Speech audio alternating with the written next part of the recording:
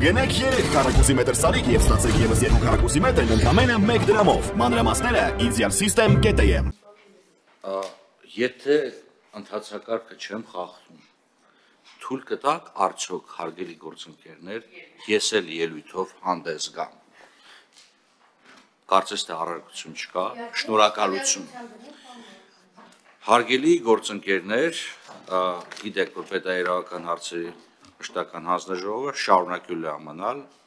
անկախ դիմադիր թե ընդդիմադիր իմ գործընկերների կարծիքների հարթակ, որտեղ հնարավոր է հնչեցնել ցանկացած միտք, բացառությամբ վիրավորանքի եւ զրպարտության։ 1. Չկա որևիցե հարց, որը պետաիրավականը կուսկելու է։ 1000 անգամ խոսել ենք նրա մասին, որ ռեգլամենտն էլ մեր մոտ շատ ողջամիտ է, որովհետև սա միակ տեղն է, որտեղ հնարավոր է ցանկացած նախագիծ բովանդակային եղանակով քննարկել։ Ընթացակարգի հետ կապված ես պետք է ասեմ հետևյալը, որ կխնդրեի, որ որևիցե այլ հանձնաժողովի ընթացակարգ բերեք եւ ասեք, որտեղ եմ խախտել ընթացակարգը։ Բայց ես ստիպված եմ հիշեցնել Հայաստանի Հանրապետության աշխատանքային օրենսգրքի պահանջը, որը կիրառվում է մեր բոլոր քաղաքացիների նկատմամբ, բոլոր քաղաքացիները, որոնք օգտվում են դրանից։ Եվ աշխատանքային օրենսգիրքը ասում է հետևյալը. առանց հարգելի պատճառի գեթ 1 օր աշխատանքի չներկայանալը հիմքի անձին աշխատանքից ազատելու համար։ Եվ կներեք 1000 ներողություն էլի, այն որ առօրյա ցիրիկուն խոսում են նրա մասին, ով ինչ կանա պետական բյուջեից ուտում եւ գործողումներ գտնվում եւ այլն, ես պետք է արձանագրեմ հետեւյալը։ Իսկ օրինակ նորմալ ենք համարում, որ մենք տարիներով չեն գալիս հանձնաժողովներին նիստում։ Լավ, չեք գալիս, ոչինչ ձեր գործն է։ Բայց ինչ գումարներով եք գոյատևում, որտեղ ամեն անգամ չգալու համար падգամավորը դու գանվում է եւ այլ եկամուտի աղբյուր, падգամավորը չպետք է ունենա օրենքով սահմանված եղանակով։ Բայց սա չի վերաբերում նախագծին։ Ես ունեմ առաջարկներ հայտարարության վերաբերյալ։ Ես առաջարկում եմ հայտարարությունը անվանել հետեւյալ կերպ։ Ուր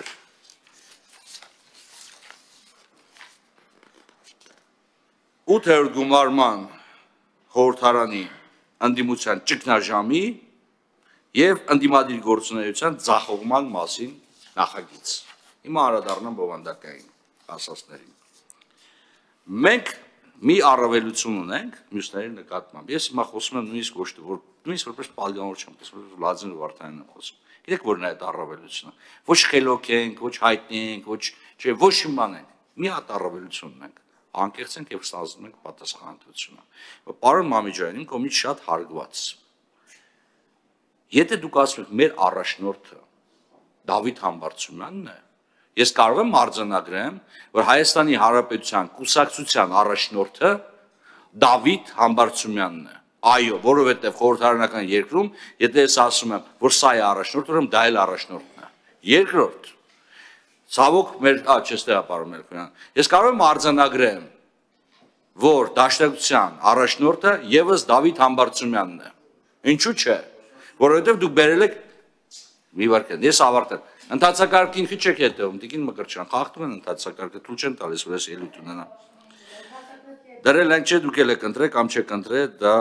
առանձին խնդիր է։ Հիմա ես հետեւյալ հարցն եմ տալիս։ Եթե Դավիթ Համբարձումյանն է, օրինակ արձանագրենք, որ այլևս ոչ Ռոբերտ Քոչարյանը, ոչ Դաշնակցության ղեկավարները, ոչ Հանրապետության նախագահ Սերժ Սարգսյանը, այլևս չեն հանդիսանում ձեր քաղաքական առաջնորդները եւ քաղաքական առաջնորդ Դավիթ Համբարձումյանն է։ Համաձայն չեք, գիտեք ինչի համաձայն չեք, որովհետեւ մի հատ բան ունեք։ Մենք շորտը հոգնել է շիրմաներ բերելուց։ Խեք բերում թազա հերթական ինչ-որ մեկին, ցույց տալու համար, այ ինքը կլինի մեր ժամանակավորը, ինչա։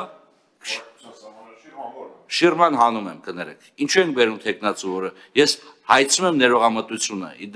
ի տարբերություն նաև շատ անձանց, ես ասում եմ, շիրմա բառը գուցե այս կոնտեքստում լավ չէ, ինչու ենք մենք փորձում ոչ իրական առաջնորդներին բերենք, եւ ներկայացնենք հանրությանը, այլ փորձենք բերենք մի անձին, որին դիտարկում ենք որպես,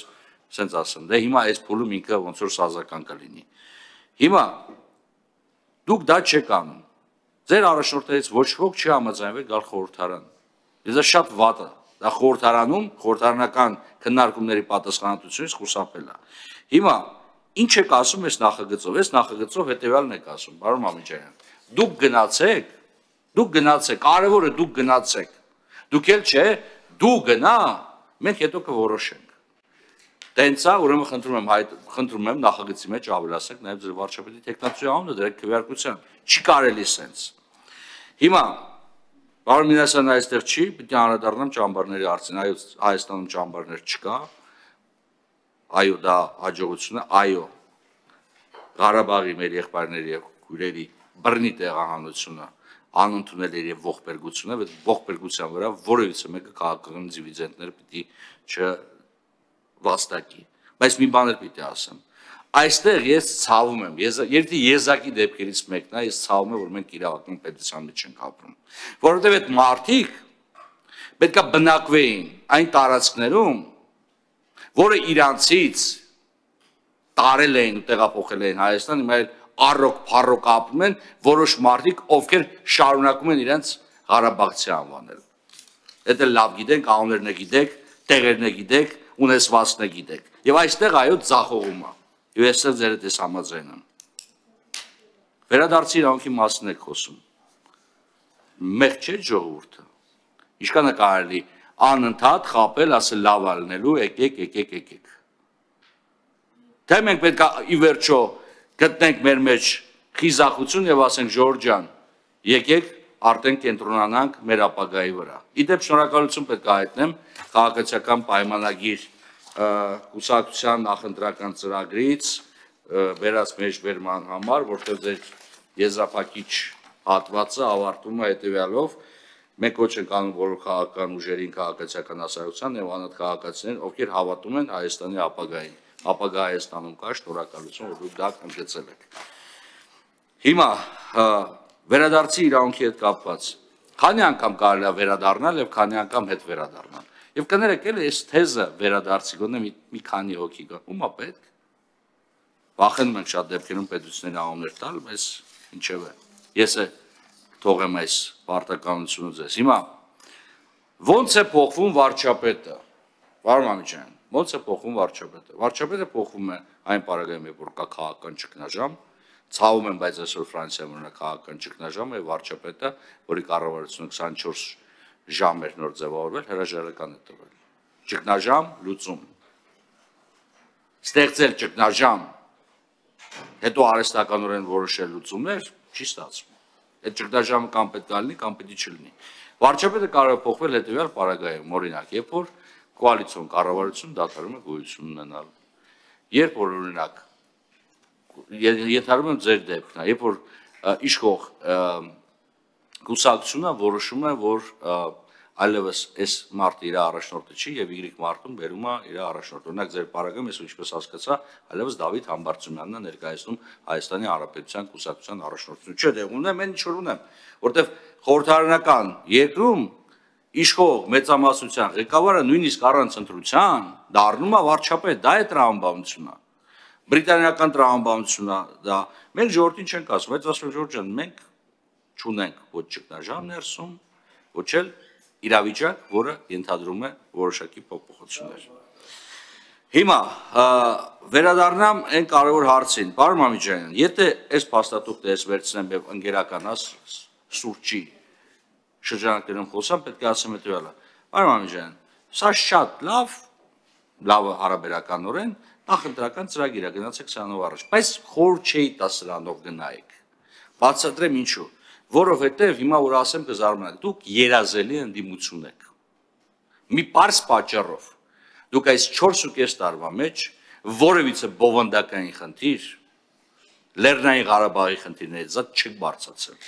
Պարոն Մամիջանյան, ձեր խմբակցությունը վերջի 3 տարվա ընթացքում չի էլ մասնակցել այս հանձնաժողովի նիստերին։ Չէ, ավելացնում եմ։ Դուք որևիցե եղանակով չեք անդրադառնում որևիցե խնդրին, որը հուզում է այս շենքից դուրս կանգնած մարդկանց։ Եվ սա կներեք ոչ թե ձեզ է թույլատնում, սա նաև իշխանությանն է թույլատնում, որովհետև մենք պահանջում ենք բովանդակային քննարկում։ Օրինակ կտեսնեմ, սրանից հետո 3 հարց կա։ Նայեմ ով է մնալու եւ ով է քվեարկելու նշված հարցեր վերաբերյալ։ Թե խուսափելու են պատասխանատվությունից էլի։ Հիմա Եվ վերջին դիրքորոշումը, որ ես պետք է արտահայտեմ, դրանից հետո ինձ թվում է հնարավորություն կունենա հիմնական զեկուցողը ելույթ ունենա, հավատացում ձեզ ելույթի ժամանակ ոչ մի ռեպլիկ թույլ չի տա, եւ դրանից հետո կունենան քվեարկություն։ Եվ վերջինը, դա կարևոր բան ասենք, էլ այսքան որ խոսում եք հանձնելուց, չհանձնելուց էլի։ Մենք կարանք շատ անկեղծ ժողովրդի հետ խոսենք մի հարցի շուրջ, էլի, որ ամբողջ 30 տարիների ընթացքում մեր քաղաքականության հենքում դրված ռազմավարական գործընկերոջ վրա հույս դնելը տապալվել է, որտեղ ռազմավարական գործընկերը ռազմավարական պահին այլ կարևոր գործեր ուներ։ Ընդ որում սա նոր երևույթ չի։ Սա կար եւ 1920-ին, եւ կար 1878-ին, եւ կար 1856-ին։